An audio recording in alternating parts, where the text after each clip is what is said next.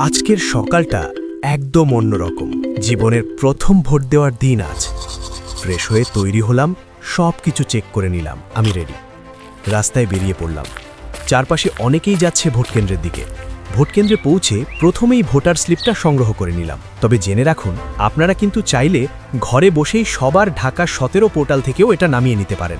এখন লাইনে দাঁড়িয়ে অপেক্ষা করছি। একটু সময় লাগছে, কিন্তু সবাই ধৈর্য ধরে আছে। ভেতরে ঢুকতেই পোলিং অফিসার সব বুঝিয়ে দিলেন, আর এজেন্টরা নাম ঠিকানা মিলিয়ে নিলেন।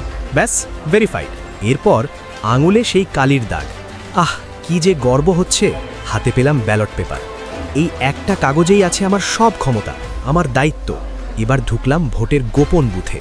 এখন এই মুহূর্তে শুধুই আমি আর আমার বিবেক। খুব ভেবে চিন্তে সিদ্ধান্ত নিলাম, আর সিলটা মেরে দিলাম। ব্যালট বক্সের সামনে এসে ব্যালট পেপারটা ফেলে দিলাম। দায়িত্ব পালন করলাম।